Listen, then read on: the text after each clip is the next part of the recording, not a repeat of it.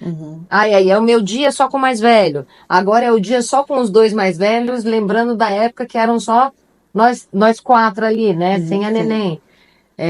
Porque nesses momentos você começa a equilibrar o tipo de Isso atenção mesmo. e eles têm necessidades afetivas diferentes. Diferente. Então, enquanto um é de abraçar e beijar ou tal, a outra é mais de, peraí, calma aí. É só de conversar, Deixa eu vamos só trocar. conversar, vamos ali arrumar uma coisa ou outra, porque enquanto eu percebi que enquanto ela tá arrumando as coisas dela, ou enquanto ela tá me ajudando na maquiagem e tal, é o momento em que ela quer ter aquela conexão. A interação e conexão, Ah, muito bem. é. E aí vem uma outra questão, né, Juliana?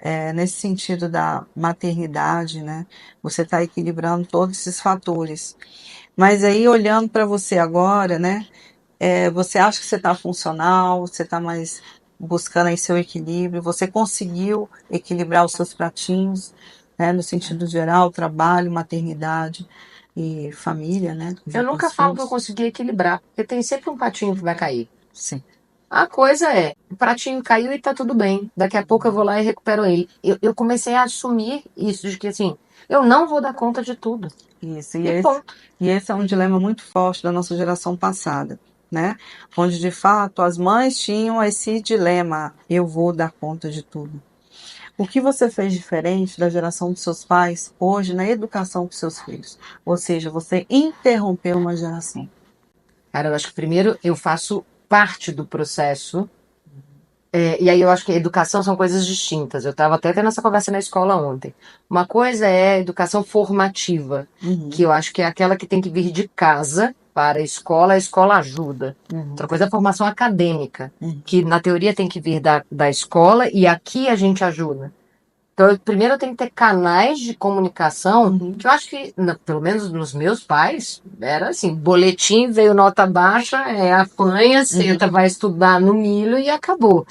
Não, aqui eu acho que tem uma troca e, inclusive, graças a Deus, a gente tem possibilidade de trazer profissionais para poder ajudar nisso, porque eu tenho a minha limitação de conhecimento mesmo.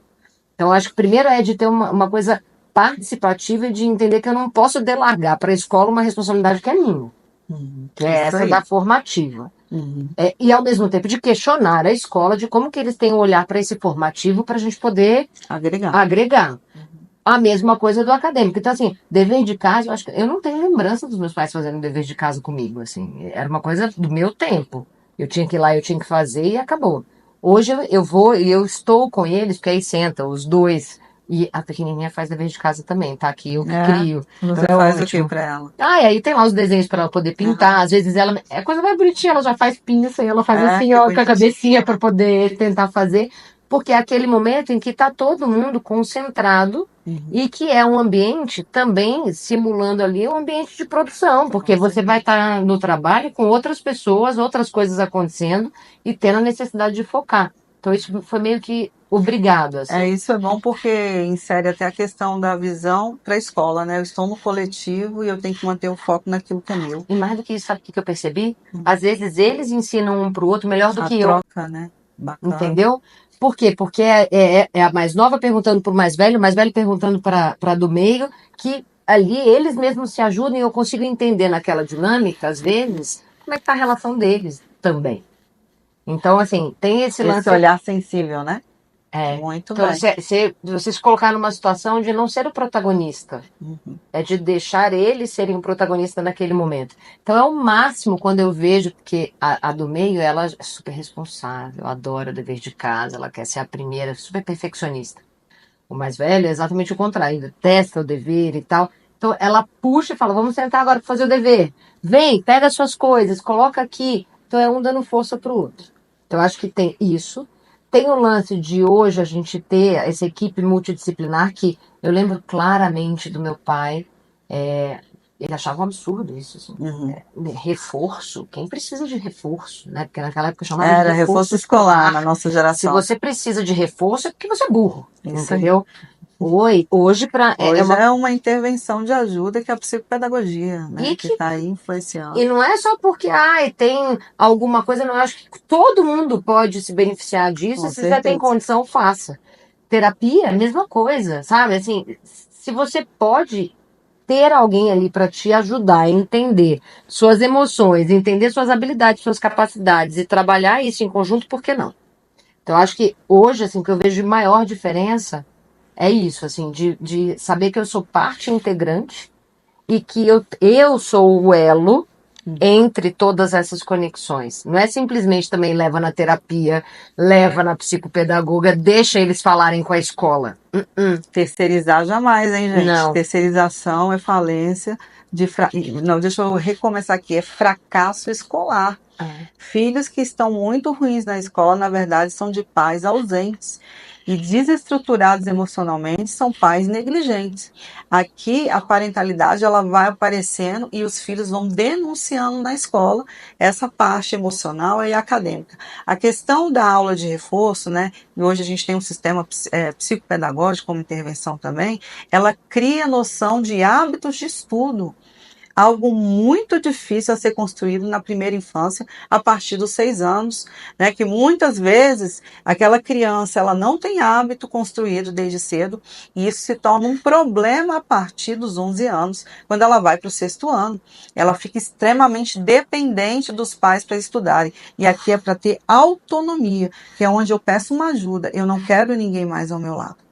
E a nossa geração foi assim, né, Juliana? Por mais que foi uma geração se vira, nós somos a geração que nos desenvolvemos muito, né? Até porque na nossa geração também teve a questão do emprego precoce, o ofício, né?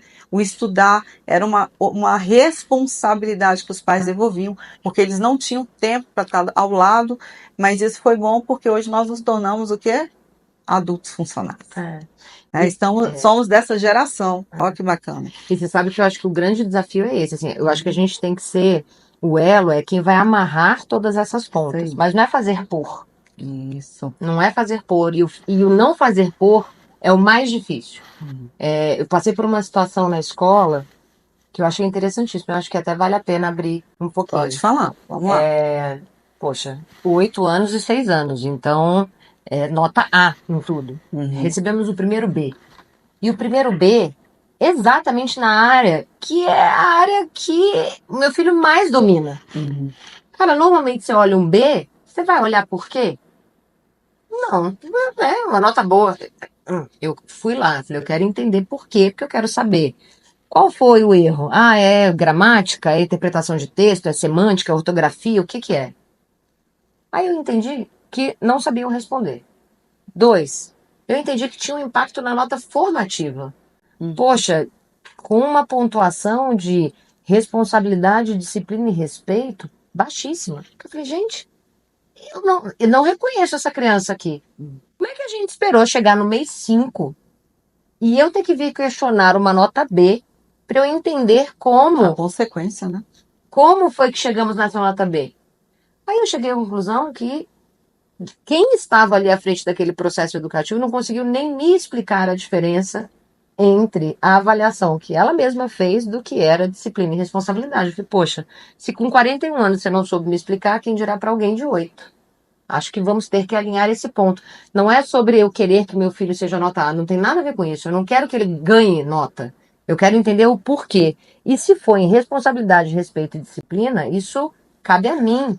É o processo educacional da minha casa. Então, se chegou a esse ponto, é porque haviam comportamentos aqui dentro que deveriam ter me sido repassados. E é isso que a gente tem que alinhar no processo, não é sobre a nota. E eu acho que antigamente a gente, pelo menos eu não vi, na minha casa, nos meus amigos, eu nunca vi pais lá tentando entender ou participando tão ativamente como eu vejo hoje. Mas ao mesmo tempo eu também nunca vi tanta condescendência, sabe? Que eu falo, gente, não é sobre querer a nota, é sobre saber aonde a gente tem que atuar Qual como que é o pais. reflexo dessa nota nas interferências para eu poder ajudar o meu filho? É isso. E eu acho que essa é uma diferença muito substancial e que eu vejo, eu sou uma das mães mais velhas, né, na sala, tô com 41 anos, e aí você puxa também os mais novos, como pais, olha, se aconteceu isso aqui com ele está inserido nesse grupo, deste contexto, pode ser que esteja acontecendo aí. Vamos trabalhar juntos para melhorar. Isso aí é super importante, que é a comunicação do grupo, dos pais, tá? Uma coisa interessante que ela trouxe, eu tô tendo muita queixa que as notícias de comportamentos e desenvolvimento dos seus filhos estão chegando meses depois. Que por que que eu estou falando isso? Porque às vezes eu faço reunião com as escolas, e com as escolas não, com os pais, a partir do questionário que eu envio para a escola, e os pais falam, olha, eles me falaram que meu filho estava bem, que ele tirava tais notas, mas nunca me reportaram comportamento e emoção, e eu estou sabendo por você depois de 5 meses. Então, isso aqui é muito grave no sentido comunicação, escola, família, né? A escola, ela é o porta-voz e continuidade do desenvolvimento dessa criança. E mães presentes como ela, né? Até o pai também, tem de ficarem atentos a essa funcionalidade de desenvolvimento dessa criança.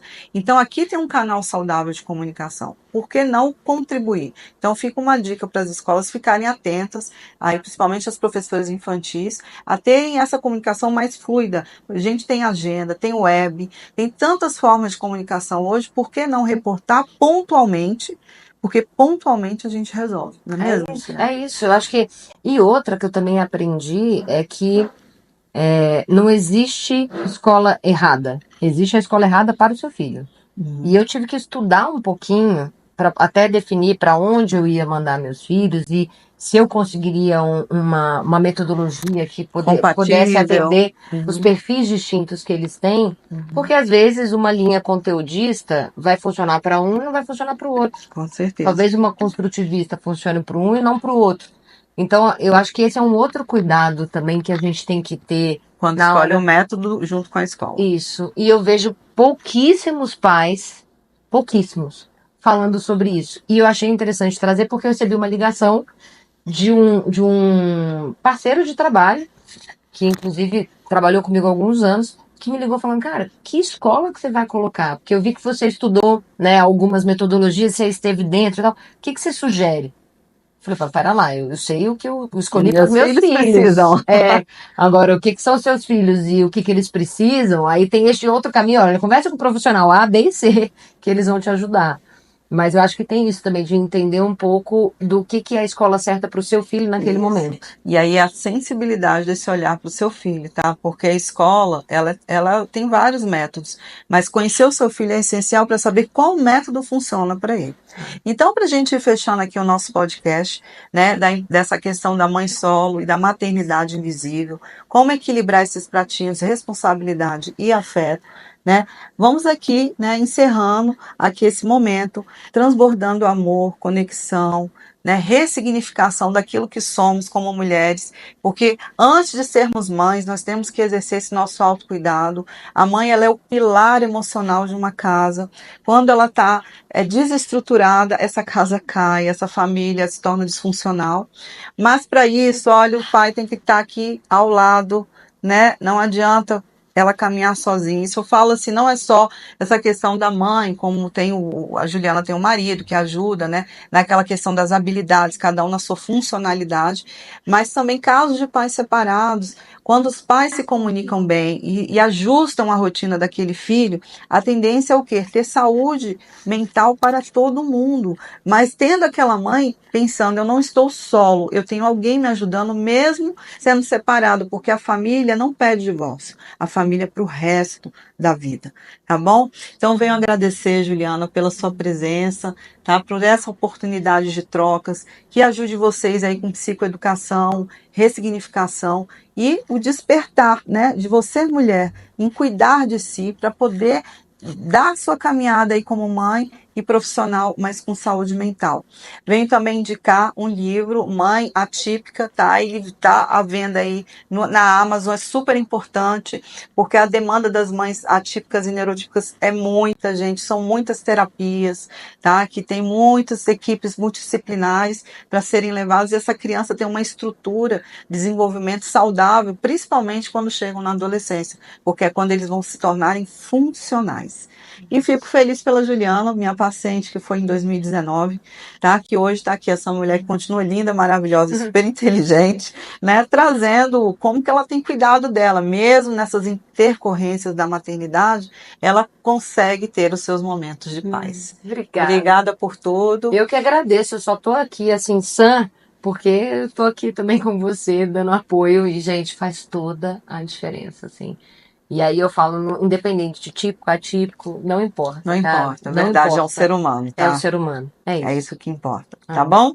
Deixo o meu abraço para vocês. Sigam o nosso canal no YouTube, é de Espaço Clínico Psicoarte 2001, e sigam nós aqui no Instagram, que é Espaço Clínico Psicoarte. O que eu puder ajudar, estarei aqui à disposição. Um abraço a todos e o obrigado por hoje.